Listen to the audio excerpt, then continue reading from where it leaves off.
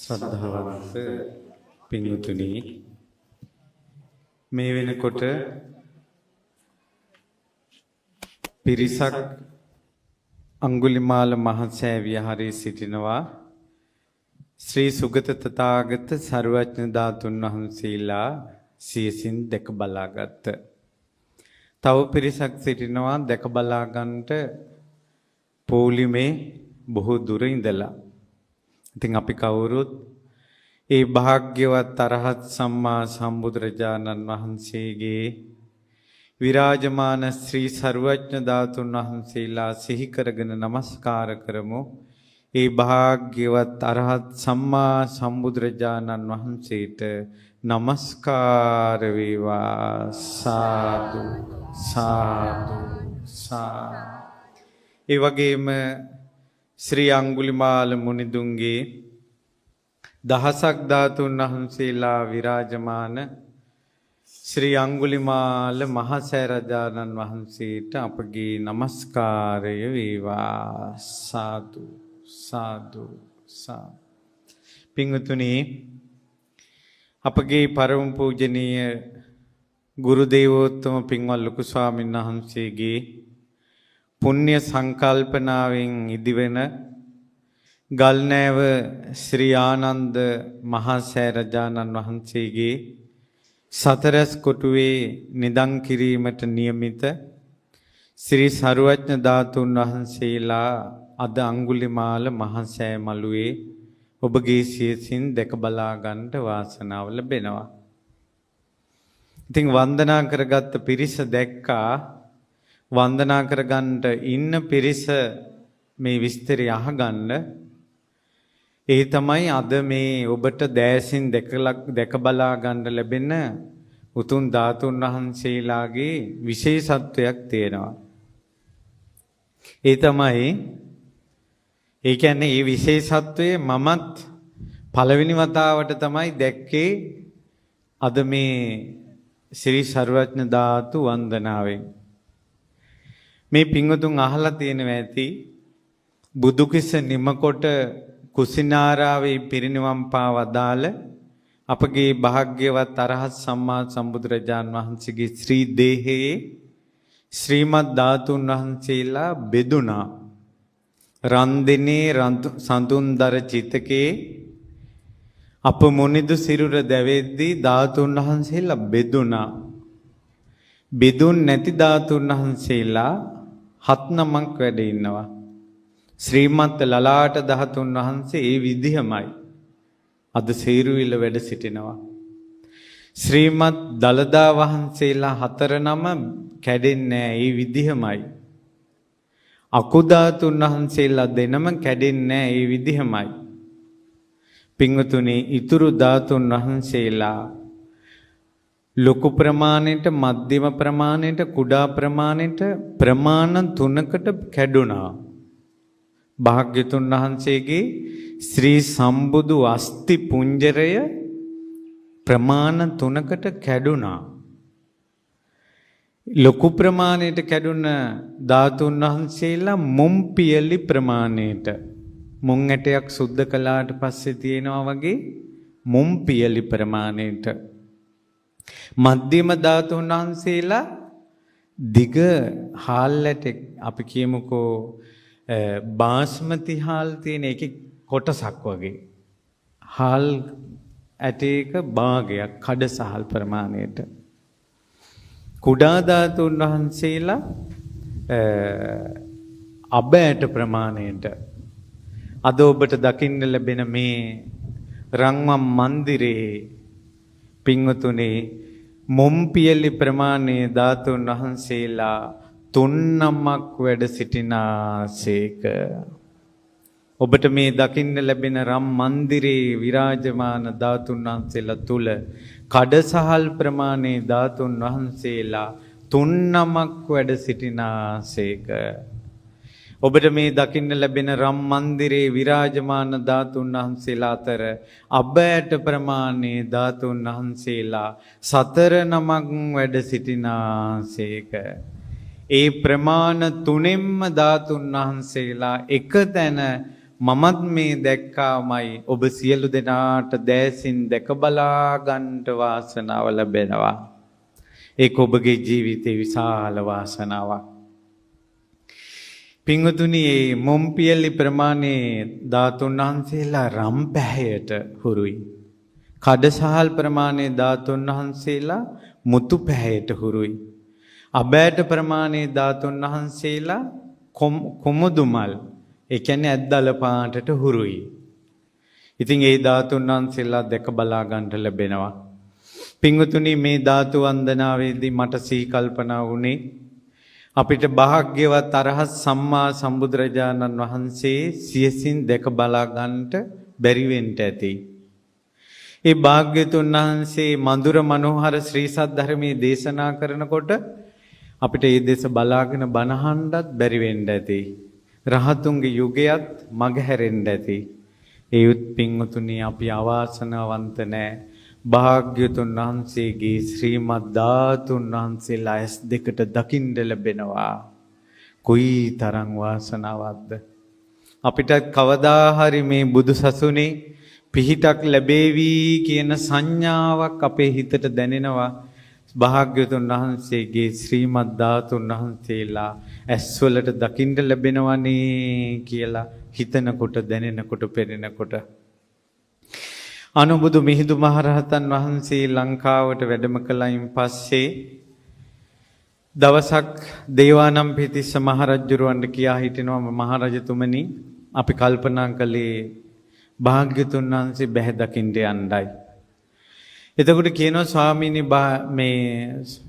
ස්වාමීනි ඔබ වහන්සේ වදාලා නෙව භාග්‍යතුන් වහන්සේ පිරිනවම් පෑවා කියලා. ඊට පස්සේ කිව්වා, ඒ රජතුමනි, භාග්‍යතුන් වහන්සේ පිරිනවම් පෑවා තමයි. ඒ වුණාට භාග්‍යතුන් වහන්සේගේ ධාතුන් වහන්සේලා වැඩ ඉන්නවා. යම් කෙනෙක් ධාතුන් වහන්සේලා දැක්කද බුදුරජාණන් වහන්සේ දැක්කා හා සමානයි කියලා අපගේ අනුබුදු මිහිඳු මහරහතන් වහන්සේ වදාලා. අද මේ ඔබ දුර බැහැර ඉඳලා පැමිණෙන්නේ බුදුරජාණන් වහන්සේ බැහැ දකින්න. ඔබ මේ පොළොමේ සිටින්නේ බුදුරජාණන් වහන්සේ බැහැ දකින්න. ඔබ මේ මල් අතේ තියාගෙන සිටින්නේ බුදුරජාණන් වහන්සේ බැහැ දකින්න. පින්වතුනි, කොච්චර අමාරුවෙන් ඔබ පොළොමේ හිටියත් බලන්නකො බුදුරජාණන් වහන්සේ මොහොතයි දකින්නේ. මොහොතක් දැකලා අනේ අපිත් බුදුරජාණන් වහන්සේ දැක්කා කියලා මේ මළුවේ නිදහසේ ඇවිදිනවා. නිදහසේ ඇවිදිනවා. ඔය එන්න තියෙන අපහසුව, පොළොමේ ඉන්න අපහසුව මොහොතක් බුදුරජාණන් වහන්සේ දැක්ක ගමන් නැති වෙනවා. ඔක්කොම නැති වෙනවා. හිසේ තියෙන බරක් බිම තිබ්බා වගේ. අපිට ඒක පැහැදිලිවම පේනවා එන පොළොමයි යන පොළොමයි දිහා දැක්කට පස්සේ. ඒ නිසා පින්වතුනි, ඒ භාග්‍යවත් අරහත් සම්මා සම්බුදුරජාණන් වහන්සේගේ ධාතුන් වහන්සේලා ඇස්වලට දකින්න ලැබීම, ගෞරව කරන්න ලැබීම, වඳින්න ලැබීම, සාදු කියන්න ලැබීම සුළු දෙයක් කියලා හිතන්න එපා. පින්වතුනි, මම කියවපු රහතන් වහන්සේ නමකගේ ජීවිත කතාවක් තියෙනවා. ඒ තමයි ඒ උතුම් රහතන් වහන්සේ කලින් ජීවිතයක 이르දිමත් තාපසීන් වහන්සේ නමක්. මේ තාපසීන් වහන්සේ වනේ තමයි සිටින්නේ. ඒ වනේ පාමුල ගම්මානයේට බුද්ධ ප්‍රමුඛ මහරහතන් වහන්සේලා දානෙට වඩිනවා. බොහෝ කලකට පෙර, අපේ බුද්ධ ශාසනයට කලින්. ඊට පස්සේ පින්වතුනි, ඒ මිනිස්සු භාග්‍යතුන් වහන්සේට දානෙ පූජා කළා. පූජා කළා භාග්‍යතුන් වහන්සේ අනුමෝදනා ධර්ම දේශනා කරලා ආකාශයෙන් වැඩම කළා. අර තාපසීන් වහන්සේ හවස් කාලේ වනෙන් පහළට ඇවිල්ලා ගම්මානයට යනවා ලුණු ඇඹුල් හොයාගෙන. එතකොට මුළු ගම්මානෙම අමුතු සිරියාවක්, අමුතු සුවඳක් පැතිරෙනවා. මිනිස්සු ප්‍රීතියෙන් ඉන්නවා. මිනිස්සු කියනවා අපි භාග්‍යතුන් වහන්සේ දැක්කා නේව. භාග්‍යතුන් වහන්සේට දම්පිදුවා නේව. භාග්‍යතුන් වහන්සේගෙන් දහම් ඇසුවා නේව කියලා තම තමන් කරගත්ත පින් කියා ඉන්නවා සිනහ මුසුමුණින්. කවදාවත් ඒ ගම්මානේ මිනිස්සුන්ගේ මෙවන් අසිරියක් ඒ තාපසීන් වහන්සේ දැක්කේ නැහැ. ඒ තාපසීන් වහන්සේ මිනිස්සුන්ගෙන් අහනවා, මිනිසුනේ මොකද්ද උඹලගේ ප්‍රීතිය? මොකද්ද මේ මහා යුද්ධයක් ජයගත්තා වගේ ප්‍රීතියක්? ඊට පස්සේ කියනවා තාපසින් වහන්සේ අද අපගේ ගම්මානයට ඒ භාග්‍යවත් අරහත් සම්මා සම්බුදුරජාණන් වහන්සේ වැඩියා කියලා කියනවා. ඊට පස්සේ කියනවා අනේ භාග්‍යතුන් වහන්සේ කෝ? ඊට පස්සේ කියනවා මේ භාග්‍යවතුන් වහන්සේ වැඩම කළා. අනේ කොයි දිශාවෙද මාත් යන්න ඕන? බුදුරජාණන් වහන්සේ ගිය පාරේ ඔයාට යන්න බෑ. ඇයි කියලා ඇහුවා. භාග්‍යතුන් වහන්සේ වැඩි ආකාශයෙන්. කොයි දිශාවටද පින්වතුනි කිව්වා? අන්න අර දිශාවට කියලා කිව්වා. ඒ දිශාවට ඇඟිලි එකතු කරගෙන වන්දනා කරලා ඒ භාග්‍යවත් අරහත් සම්මා සම්බුදුරජාණන් වහන්සේට নমස්කාර වේවා කියලා ගිය දිශාවට වැන්දා. බුදුරජාණන් වහන්සේ දැකලා නෙවෙයි, බුදුරජාණන් වහන්සේගේ ධාතුන් වහන්සේ නමක් මේ පපල් එක මෙහෙට කරන්න කියලා. බුදුරජාණන් වහන්සේගේ ධාතුන් වහන්සේ නමක් ඇහෙන් දැකලා නෙවෙයි, භාග්‍යතුන් වහන්සේගේ හඬ ඇහිලා නෙවෙයි, ගිය දිශාවට වන්දනා කරලා ඒ පින්බලෙන් අපගේ ගෞතම බුද්ධ ශාසනයේ මහා අරහත් භාවයට පත් වුණා. බුදුරජාණන් වහන්සේ නොදැක, හඬ නොඅසා, පියවර සටහනක්වත් නොදැක ගිය දිශාවට වැන්දා කියලා යමක් ඇද්ද? නිවනට උපකාරී වුණා. අද පින්වතුනි ඔබට ඒ ශ්‍රීමත් ධාතුන් වහන්සේලා දැසින් දැක බලා ගන්න පුළුවන්. ශ්‍රී අඟුලිමාල මහා සෑ රජාන් වහන්සේ පිරිවරාගෙන වැඳ පුදාගෙන ඉන්න පුළුවන්. මේ බණ අහගෙන ඉන්න පුළුවන්. බුදු ගුණ අහගෙන ඉන්න පුළුවන්. කොයි තරම්නම් පුණ්‍ය ගංගාවක්, කොයි තරම්නම් නිර්වාණ පුණ්‍ය බීජ සත්පුරුෂ ජනයාගේ සිත් තුළ ජනිත වෙනව ඇතිද? ඒ නිසා සද්ධාවම හිතේ පිහිටව ගන්න. භාග්‍යවතුන් වහන්සේ විරාජමානව වැඩ සිටිනවා. ඔබගේ දෑත එකතු වෙලා වන්දනා කරගෙනයි ඔබ එන්නේ. ඔබගේ හිතයි දැහැන් පහන් කරගත යුත්තේ අනේ අපි බුදුරජාණන් වහන්සේ බැහැ දකින්න යනවා කියලා. ඒ නිසා ওই පොලිමේ තියෙන අපහසුතා මැඩ ගන්න. බුදුරජාණන් වහන්සේ බැහැ දකින්න අපිට සංසාරේ හැමදාම ලැබෙන්නේ නැහැ. පින්වතුනි මේ බුද්ධ ශාසනය යම් තාක් පවතින්නේ මේ ධාතුන් වහන්සේලා විරාජමාන තාක් පමණයි.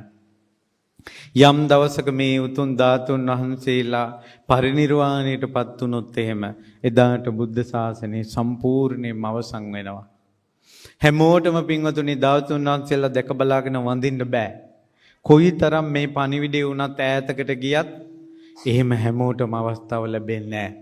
මේකට ලොකු පිනක් තියෙන්න ඕනේ. අපි මේ දැසින් දකින්නේ පින්වතුනි හැම වෙලාවෙම ගෙවල් දොරවල් වල ඉද්දින්, ඉස්කෝලේ යද්දින්, වාහන වල යද්දින්, රස්සා කරද්දින් හැම වෙලාවෙම දකින්නේ සංසාරේ යන දේවල්. රාගය ඇති වෙන දේවල්, ද්වේෂය ඇති වෙන දේවල්, මෝහය ඇති වෙන දේවල්. අපේ මේ ජීවිතේට පින්වතුනි පණ තියෙන ඇවිදගෙන යන කෙනෙක් මේ ජීවිතේ අපි දැක්කේ නැහැ. සසරින් එතර වෙච්ච කෙනෙක් දැකලම නැහැ අපි.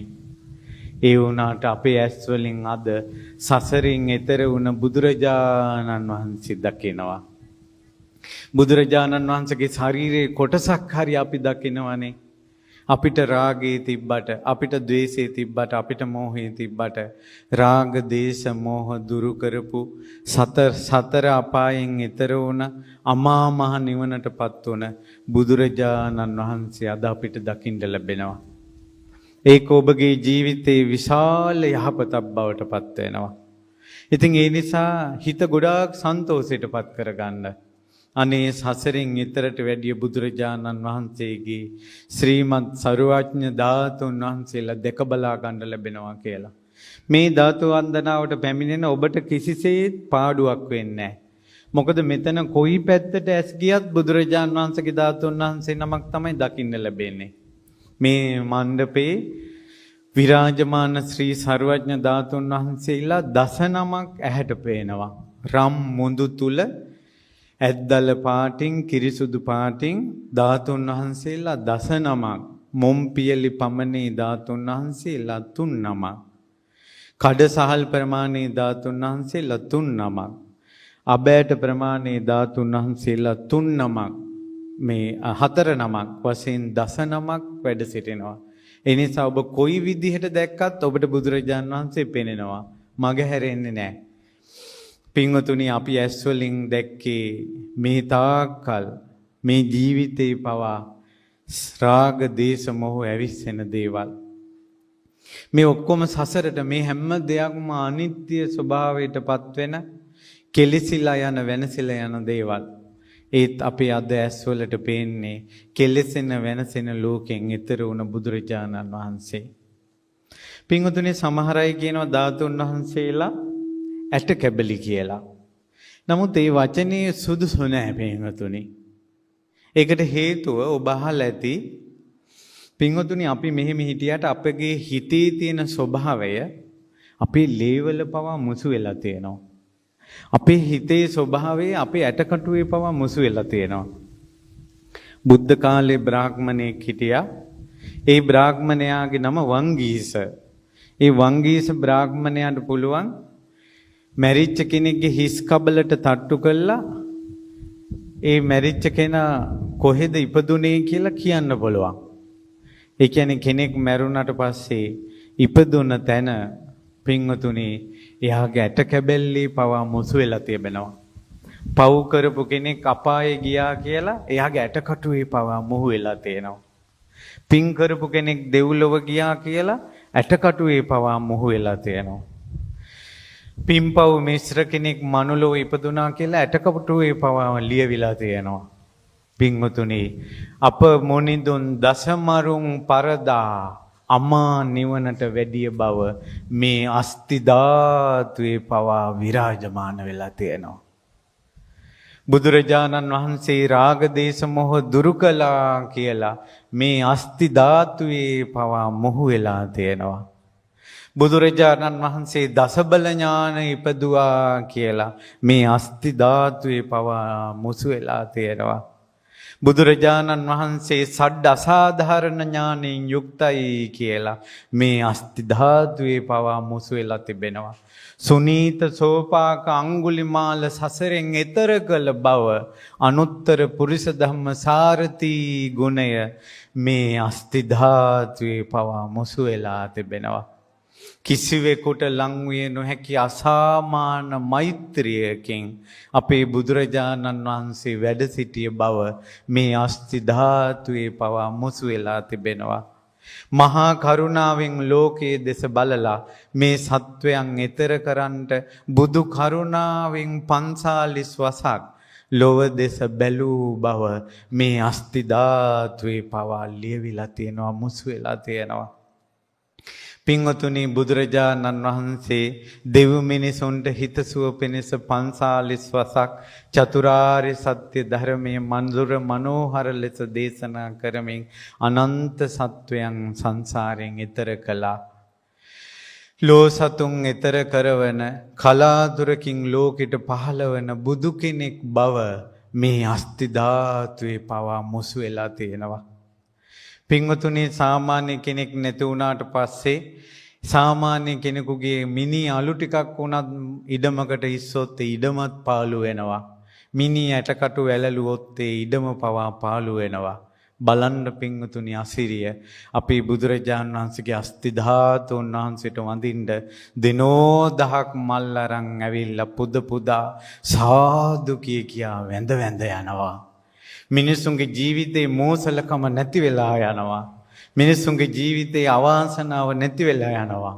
අද මේ ධාතු වන්දනාවෙන් මිනිසුන්ගේ කර්ම කොච්චර ගෙවි ගෙවි පුණ්‍ය විපාක උපදිනව ඇතිද? අද මේ අඟුලිමාල මහා සෑ රජුන් දෙස බලාගෙන මේ විදියට වඳිනකොට පුදනකොට අපේ බුදුරජාණන් වහන්සේ අපි දැක්කා. අනේ අපේ ඇසුත් පින් කළා නෙව කියලා සන්තෝෂෙන් හිත පහදවා ගන්නකොට මෙතන ඉන්න කී දෙනෙකුට අමා මහ නිවන ලං වෙනවා ඇතිද? ඒ නිසා අද මේ කළ ධාතු වන්දනාවෙන් හිත පහදවා ගන්න අපිට ඒකාන්තයෙන් ස්වාමීනි භාග්‍යතුන් වහන්සේ මේ දැකලා හිත පහදවාගත්ත පින සංසාර දුකෙන් එතර වෙන්න හේතු වාසනාම වේවා කියලා හිතට අදිෂ්ඨානයක් ඇති කරගන්න. හොඳ චිත්ත අදිෂ්ඨානයක් හිතට ඇති කරගන්න. අද තමයි ජීවිතේට විශාල පිනක් රැස් වෙන දවස. ඇස් ලැබීමේ වාසනාව ලැබුණ දවස. දැනටත් මේ ලෝකේ අන්ධ අය කී දෙනෙක් ඉන්නව ඇතිද? අපි සංසාරේ අන්ධ වෙලා කොච්චර ඉපදිලා ඇතිද? කී ගමනක් අන්ධ වෙලා උපදින්න ඇතිද? ඉපදෙයිද? අනේ ඇස් ලැබුණ වෙලාවේ බුදුරජාණන් වහන්සේ දැක්කා. මේ බුදුරජාණන් වහන්සේ දකින්නයි අපිට ඇස් ලැබුණේ. අදයි ඇස් ලැබීමේ කටයුත්ත ඉෂ්ට කරගත්තේ. හිතට සන්තෝෂය ඇති කරගන්න. පොලිමේ ඉන්න අය ගොඩාක් සන්තෝෂයෙන් ඉන්න. අතපය රෙදුනට ධනිස් රෙදුනට භාග්‍යතුන් වහන්සේ මේ වෙහෙස දරාගෙන බුදුරජාන් වහන්සේ ළඟට මා පැමිණෙන්නේ. අනේ මන්තත් සසරින් එතර වෙන්න ලැබේවා කියලා හිත සනසා ගන්න. කොයිතරම් අමාරුවෙන් පොලිමේ ආවත් බුදුරජාන් වහන්සේ දැකලා ඉවරලා මේ මිනිස්සු මාළුවෙන් එළියටවත් යන්නේ නැහැ. තවත් සෑය වටා පැදකුණු කර කර ඉන්නවා. එච්චර සන්තෝෂයක් ඇති වෙනවා පින්වතුනි. ඒ නිසා පොලිමේ ඉන්න අය කිසිම හිතට දුකක් ගන්න එපා.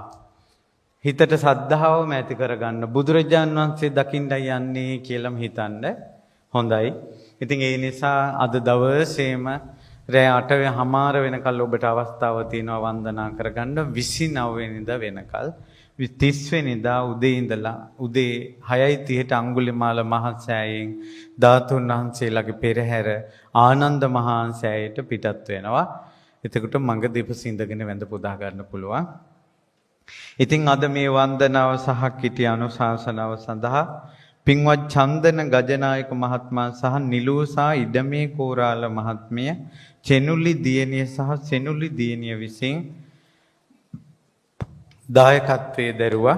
ඉතින් ඒ පින්වතුන් අත්තරගම දේවානන්ද ගජනායක පියාණන්ට ශ්‍රියාලතා මෑණියන් ඇතුළු පවුලේ සැමට අස්ගිරියේ චන්ද්‍රා හේරත් මෑණියන් ඇතුළු පවුලේ සැමට ඥාති හිත මිත්‍රාදීන්ට නිදුක් නිරෝගී සුව ඒ වගේම චෙනුලි සෙනුලි යන දරුවන් සත්පුරුෂ ඇසුර සැලසේවා කියලා ශ්‍රීමත් ධාතුන් වහන්සේලාගේ අනුහසින් ප්‍රාර්ථනා කරනවා. ඒ ගජනායක මහත්මයා නිලූසා ඉඩම් කෝරාල මහත්මිය චෙනුලි ඒ පවුලේ සියලු දෙනාට ශ්‍රී ශාක්‍ය මුනි සම්බුදු ධාතුන් වහන්සේලාගේ අනුහසින් ශ්‍රී අඟුලිමාල මහසෑය අනුහසින් සියලු යහපත වේවා සසරින් එතර වෙන්නම ලැබේවා. බුදුරජාණන් වහන්සේ දැකීම නිවන දැකීම ධර්මය දැකීම ඒ උතුම් ආර්ය දැක්ම පිණිසම මේ පින් හේතු වාසනා වේවා. ඔබට ශ්‍රී ශාක්‍ය මුනි සම්බුදු ශ්‍රී සර්වඥ ධාතුන් වහන්සේලාගේ අනුහසින් යහපත වේවා. අද කළ පින් බලය ඉක්මනින් ඔබව සසරින් එතර කරත්වා. තෙරුවන් සරණයි. නමෝ බුද්ධාය.